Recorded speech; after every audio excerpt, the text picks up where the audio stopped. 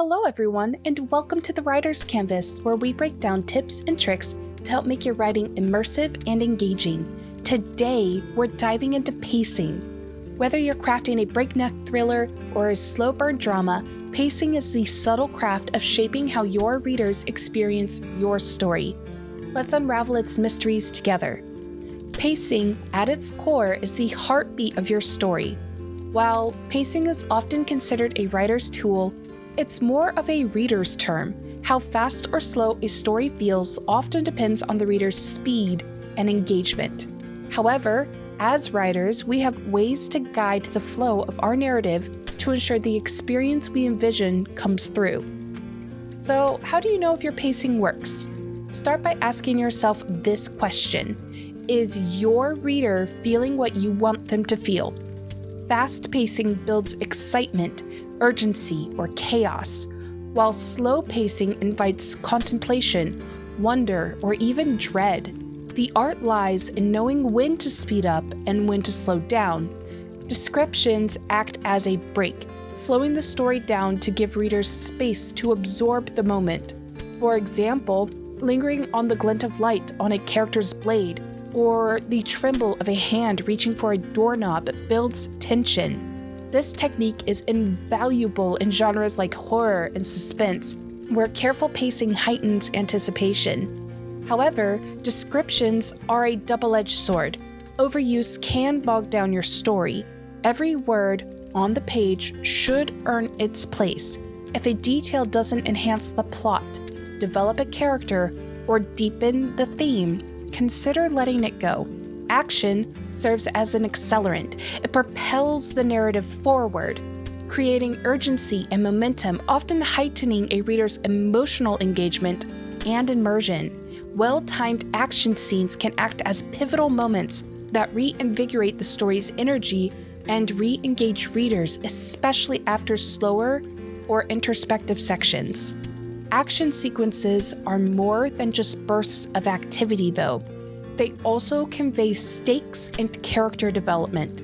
For instance, a battle isn't just about who wins, but about how a character's choices under pressure reveal their growth or vulnerability. By ensuring that these scenes are powerful and emotionally charged, you maintain not just the rhythm of your story, but its emotional resonance. A useful trick is matching sentence structure to the desired experience. In moments of high tension, keep the sentences lean and purposeful, delivering one vivid impression before propelling the reader forward. Consider a fight scene. Each action is sharp and quick, immersing the reader in the chaos. For instance, he lunged forward, the blade slicing through the air with a whistle. Their weapons collided. The clash rang out like a thunderclap. Feet scrambled for purchase on the slick ground as sparks flew in the dim light. These sentences remain concise, but offer vivid imagery and sensory detail without feeling abrupt or disjointed. Overly choppy sentences can create a staccato feeling, giving the and then rhythm, which risks making your story feel mechanical and monotonous instead of dynamic and engaging. Strive for variation. Balance brisk, impactful sentences with occasional longer ones to maintain a sense of fluidity and avoid reader fatigue. To slow down, experiment with long, flowing sentences and descriptive details. For example, the forest was a sea of shadows, each tree a guardian stretching towards the faint glimmer of twilight. The air was thick with the earthy scent of damp leaves and the sound of chirping crickets. These expansive sentences encourage readers to linger in the moment, absorbing every nuance. However, be careful not to overdo it, as excessive description or overly long sentences can muddy the pacing, making the scene feel bloated and losing its emotional impact. The key is to balance the richness of detail with narrative momentum, ensuring the reader remains engaged while savoring the slower pace. Pacing issues often reveal deeper storytelling problems. If your pacing feels off, step back and address the structure of your narrative. Are your stakes clear? Do readers understand why they should care? Without clear stakes, even a fast-paced scene can lack impact. Examine each scene to ensure it serves a purpose. If a scene doesn't pull its weight, it might be dragging your pacing down. Narrative balance is another critical factor. Think of it as the rhythm of your story, a natural ebb and flow between fast-paced scenes brimming with action or tension and quieter moments filled with introspection or atmosphere. The key is not to view these as isolated extremes, but rather as interconnected threads woven seamlessly into the fabric of your story. It's more of a gradient between the high points and low points than sharp peaks and valleys. Each transition, whether from fast to slow or slow to fast, should feel deliberate and meaningful, maintaining a consistent emotional resonance. For example, imagine a story where a detective races to disarm a bomb. The scene is intense. Sirens wail in the background, their hands shake as they snip wires, the timer ticking down to its final second. The immediate tension is palpable, gripping the reader. But what happens after? If the story immediately jumps to another high-energy moment, the emotional weight of the bomb scene might be lost. Instead, transition into a quieter moment. This allows the emotional impact to settle. These quieter moments act as a counterbalance, giving readers space to breathe and reconnect with the character on a deeper level. It is here where I am going to step back and take a second to say this. Pacing is one of the most nitpicked issues with beta readers. Often, following their advice every time it is given will end up destroying your story. Storytelling isn't about trying to cater to everyone. It's about creating an experience that resonates with your vision. Many writers feel pressured to make their work universally appealing, but it's not only impossible, it will dilute the heart of your story. Respect constructive criticism and use it to refine your craft, but also trust your instincts. For example, if a scene is criticized for being too slow, don't rush to cut it. Instead, ask probing questions. What about the scene feels slow? Which parts aren't resonating? That way you can identify the root of the issue and address it meaningfully. If the scene plays a critical role in character development, plot progression, or thematic depth, stand by it. There will always be critics, but staying true to your story ensures it remains authentic. Be confident in your decisions, and remember, if it serves the story, it deserves its place. Alright, back to the writer's canvas. Your genre plays a significant role in shaping your story's pacing. Thrillers demand speed and tension, often relying on cliffhangers, tight plotting, and escalating stakes to keep the readers on edge.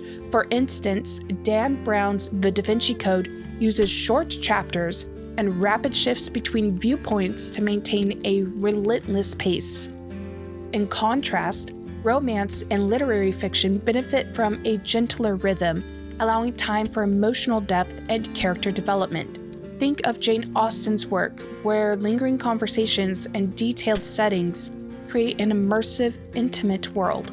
Horror stands out by blending both approaches. It uses slow, atmospheric builds to cultivate dread, followed by sudden bursts of terror that jolt the reader.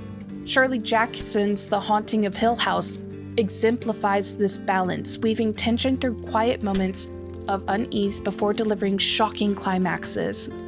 By understanding your genre's expectations, you could craft pacing that not only fits, but also enhances the reader's experience. Let the unique demands of your genre guide your choices, ensuring that every beat feels authentic and impactful. The structure of your book also contributes to its pacing. Short chapters can create a quick, dynamic feel, encouraging readers to keep turning the pages.